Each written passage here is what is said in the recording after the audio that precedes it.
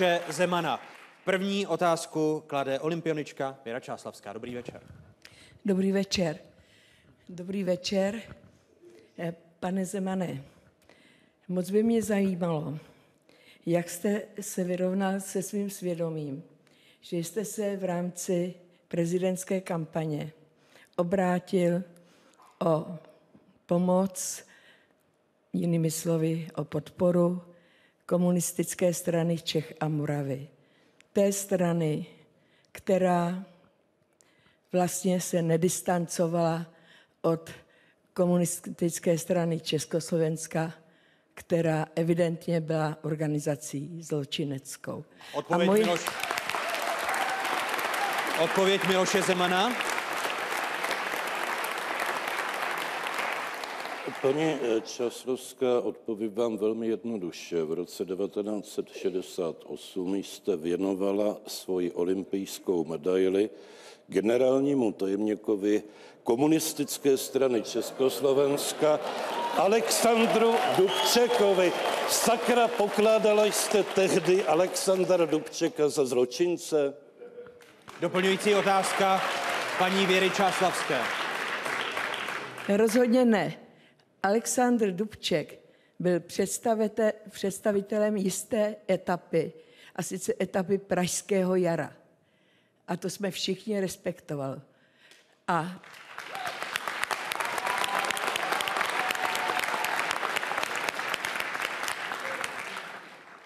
také bych měla ještě doplňující otázku. A sice ráda bych věděla, jestli si uvědomujete počet svých spoluobčanů, kteří byli za éry bolševické organizace zločinecké popraveni. Jestli znáte to přesné číslo, mě zajímá to číslo. Jestli jste si vědom, kolik vašich spoluobčanů bylo popraveno. Já vám děkuji, paní Čáslavská. Číslo je přibližně 230 vynesených rozsudků smrti. Ale já bych vás chtěl zdvořile upozornit, že jsem vstoupil do komunistické strany za Pražského jara, že jsem za 2 roky řadového členství byl vyloučen pro nesouhlas s okupací a normalizací, že jsem 20 let nemohl ani publikovat, ani učit, 3krát vyhozen z práce. A ty zločiny komunismu, já s vámi souhlasím, nebyly jenom popravy, ne jenom věznění, ale miliony lidí byli zbaveni možnosti pracovat, alespoň pracovat ve svých profesích, které vystudovali.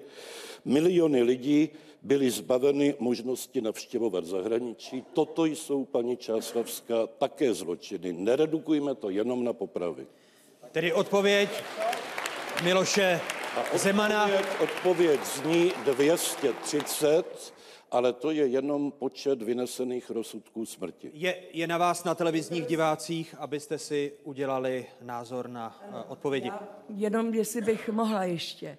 Tak Omlouvám se, paní Věro, jde o jednu otázku a doplňující otázku. Tak zní pravidla interpelací. Správně odpovězena. A já jako sportovkyně bojovnice se nedám.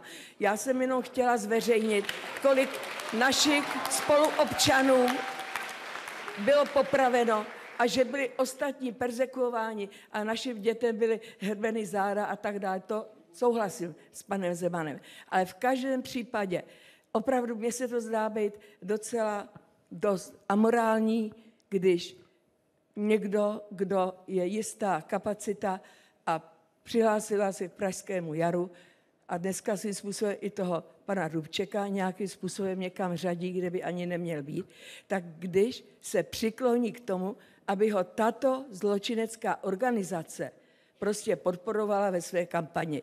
Promiňte mi, to musím říct.